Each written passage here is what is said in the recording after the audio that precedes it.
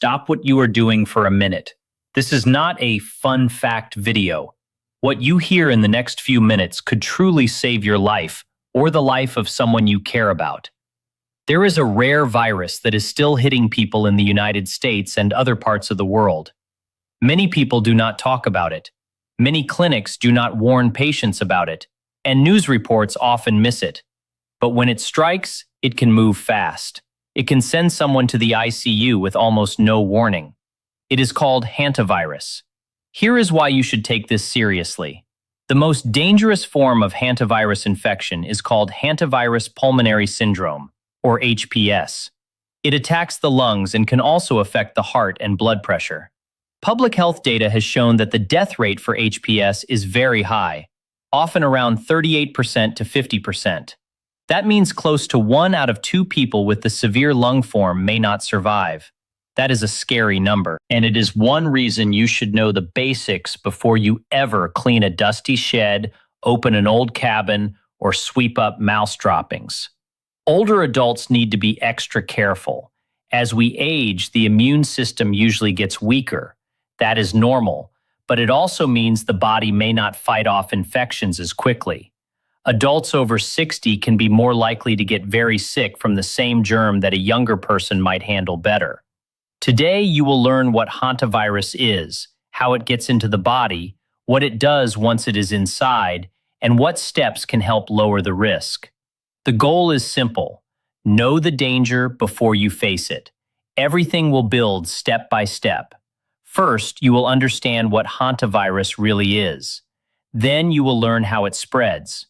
After that, you will learn how it can affect the body and why it can turn dangerous so quickly. Later, you will hear about real cases that have happened to real people. Then you will get a clear plan with key actions you can take, ranked like a countdown from number 5 up to number 1. Stay with it because the top step is something many older adults are not doing at all, and that is part of the problem. Now let's start with the basics. What is hantavirus? Think of your body like a town. Your immune system is like the security team that guards the gates and watches the streets. Most germs get stopped early, but hantavirus can slip in quietly. It often enters through the air you breathe. Then it can reach deep into the lungs and start causing damage where your body needs oxygen the most.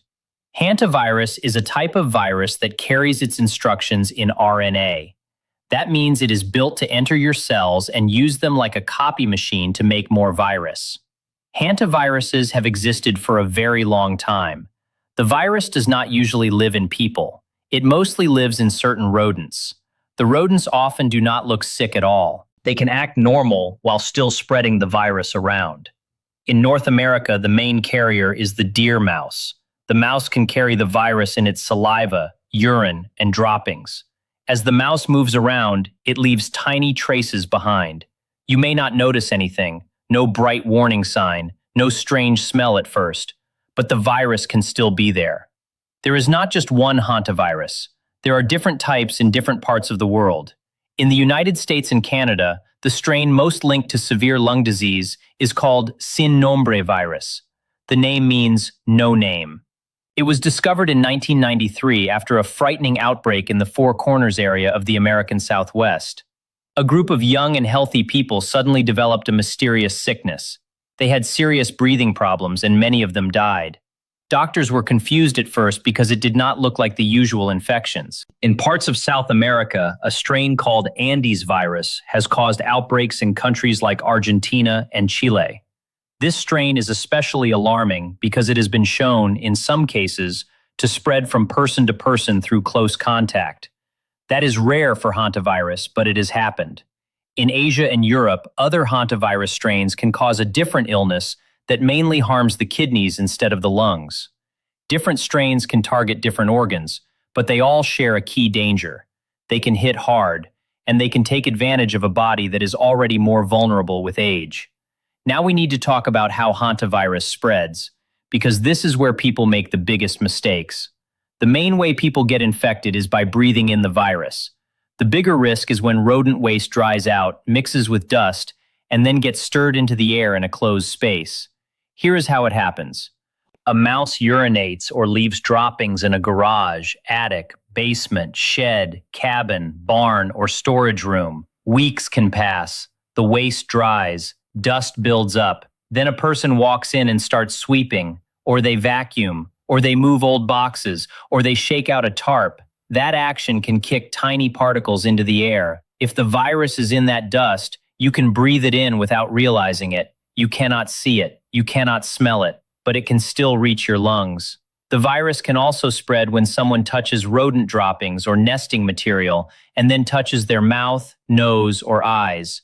Bites from rodents are another possible route, but that is less common. The biggest risk for most people is still the air, especially in tight spaces that have been closed up for a long time. This matters even more for older adults because the body's natural airway cleaning system slows down with age. Your airways have tiny moving hairs and mucus that help trap junk you breathe in and push it back out. When you are younger, this system can work better and faster. As you get older, it may not clear particles as well. That means more of what you breathe in can travel deeper into the lungs, into the small air sacs where oxygen moves into the blood. If the virus reaches that area, the situation can turn serious. After someone breathes in hantavirus, the scary part is that nothing may happen right away. You can feel normal. You can go to work. You can sleep fine. You can even forget you ever cleaned that shed or opened that cabin. But the virus may still be growing inside the body in silence. This quiet time is called the incubation period.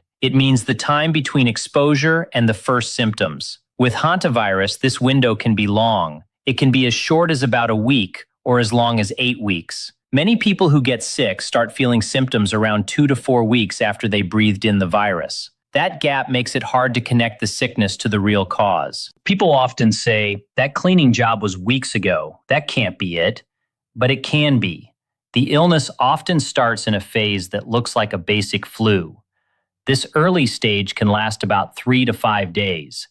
You may get a fever. You may feel very tired. Your muscles may ache, especially in big muscle groups like your thighs, hips, and back. You might get a headache or feel dizzy. Some people get chills.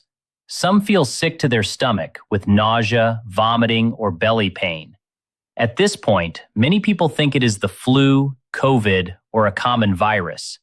Even some health workers may not think about hantavirus at first, unless they know you had rodent exposure. But while you feel like you have the flu, the virus is doing something dangerous. It often targets the lining of small blood vessels. These vessels are like tiny pipes that carry blood through the body. When the lining gets damaged, the vessels can start to leak.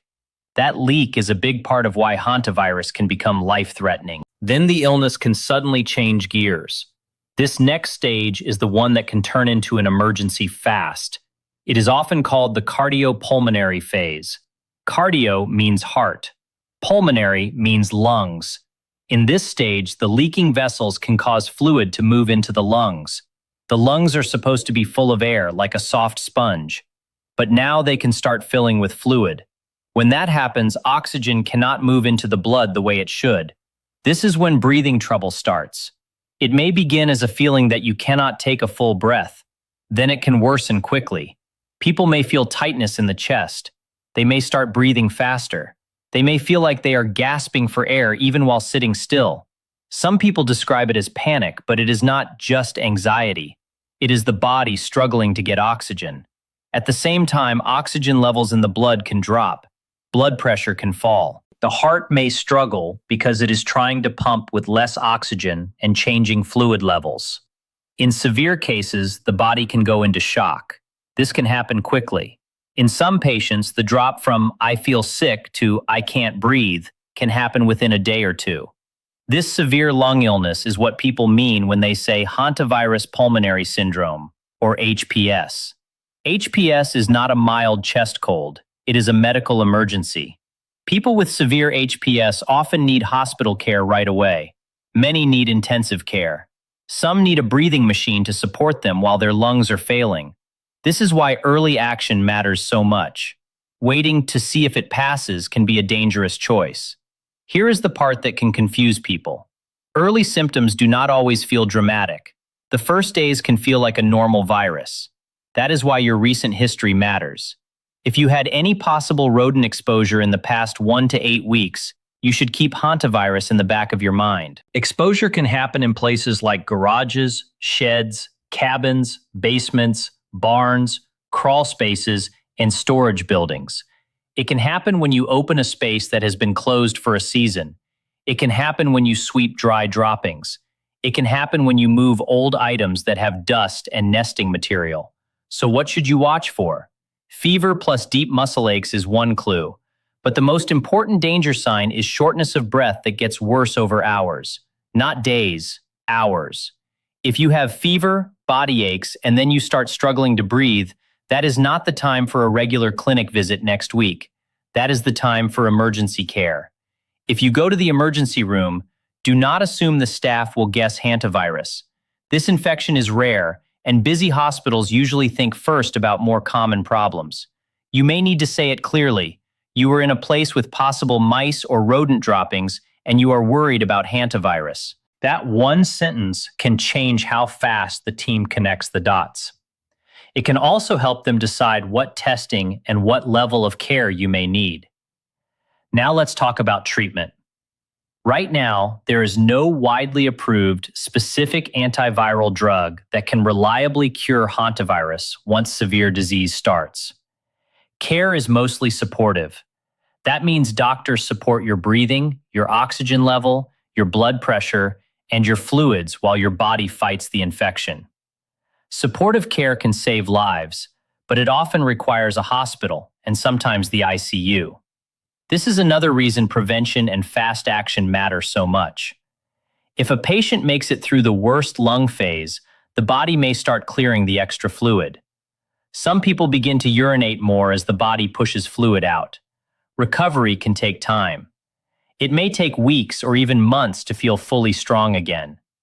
Some survivors say they feel tired for a long time.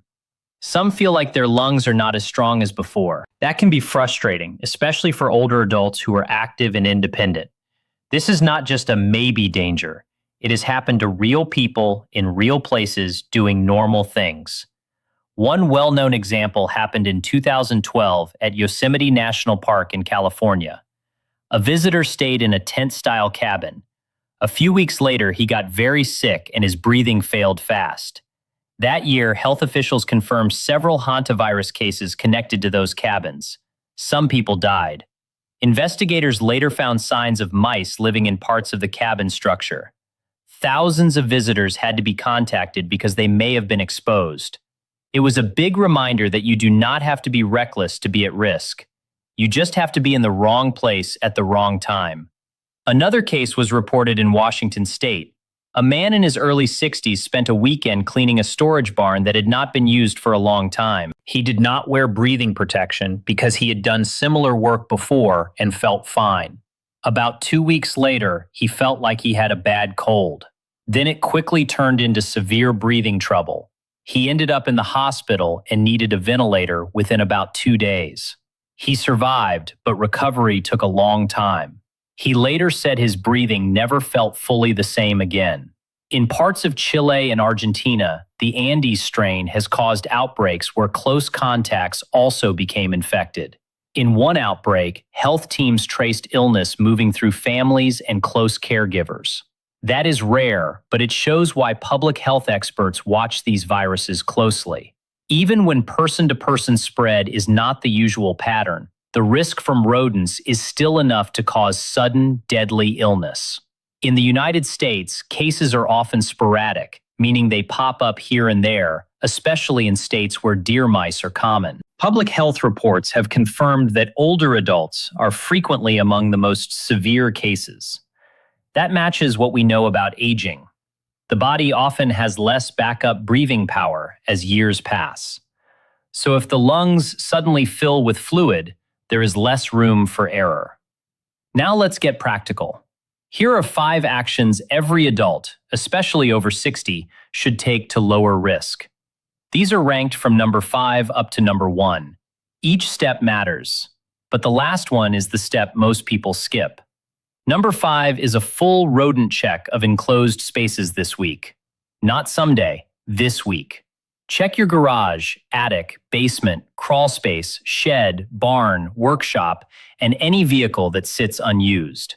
Look for droppings that look like small, dark grains, gnaw marks, shredded paper or fabric used for nests, and greasy rub marks along walls. Also notice a strong, musty smell. But do not stick your face into a closed space to sniff around. Stay back.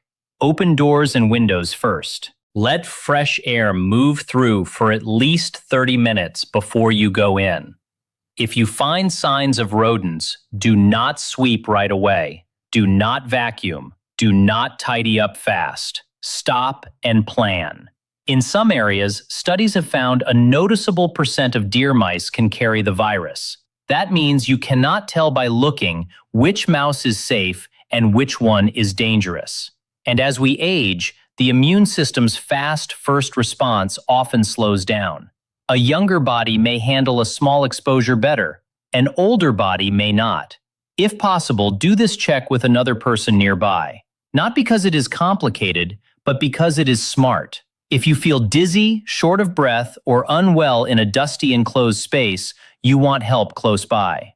Number 4 is wearing the right protective gear when you enter a space with rodent signs. This part matters more than most people think. You need a real N95 respirator, not a loose cloth mask, not a basic surgical mask. An N95 fits tighter and filters tiny particles much better. The goal is to avoid breathing in contaminated dust. Wear disposable gloves too, like nitrile or rubber gloves, so you do not get droppings or urine on your hands. If the mess is heavy, wear clothing you can remove and wash right away, or use disposable coveralls. Also, use fresh air to your advantage. Before you work in a closed building, open doors and windows. Let it air out for at least 30 minutes. This can lower the amount of dust in the air before you step inside. Number 3 is the cleaning method, and this is where many people make the most dangerous mistake. Never dry sweep mouse droppings. Never dry vacuum them. Never use a leaf blower. Those actions shoot dust into the air. If virus is in that dust, you can breathe it deep into your lungs. Instead, use the wet clean method. Soak the area first with disinfectant. You can use a store-bought disinfectant. Or you can make a bleach mix using about 1.5 cups of household bleach in 1 gallon of water. Wet the droppings and the area around them. Let it sit for about 5 minutes. This helps kill germs and keeps dust from floating up. Then, while still wearing your N95 and gloves, use paper towels or disposable cloths to pick everything up. Put the waste into a plastic bag and seal it. Then put that bag into a second bag and seal that one too. Throw it into a covered trash can. After that, wipe or mop hard surfaces with disinfectant. If there are carpets or rugs, clean them well. The key idea is simple. Keep it wet. Keep it contained. Keep dust out of the air. Number 2 is knowing the warning signs well enough to act fast. With hantavirus, the danger window can be short once breathing symptoms begin. Here is the pattern that should raise alarms. Fever plus strong muscle aches, especially in the thighs, hips, or back, followed by shortness of breath that gets worse over hours. If that happens, and you had any possible rodent exposure in the past 1 to 8 weeks, treat it as an emergency. Do not wait days. Do not see if it improves. Go to the emergency room. And say this clearly. You may have been exposed to rodents or rodent droppings, and you are concerned about hantavirus. This matters because hantavirus is rare. If you do not mention exposure, many medical teams will first think about more common illnesses. The faster they suspect it, the faster they can monitor your oxygen, manage fluids, and move you to higher level care if needed.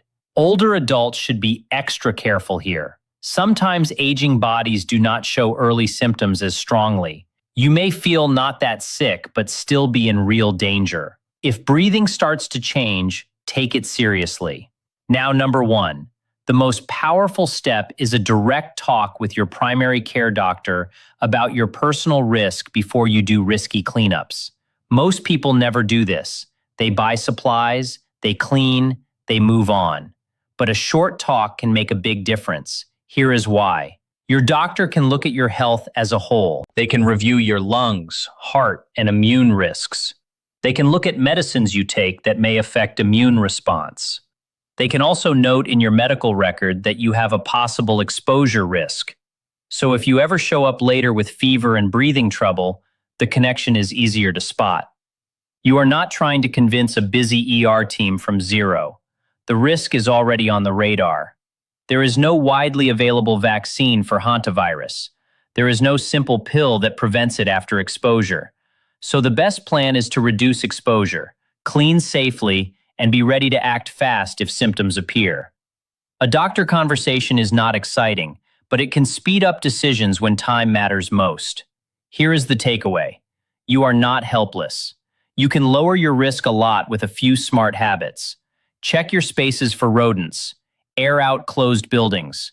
Wear an N95 and gloves when needed. Never sweep droppings dry.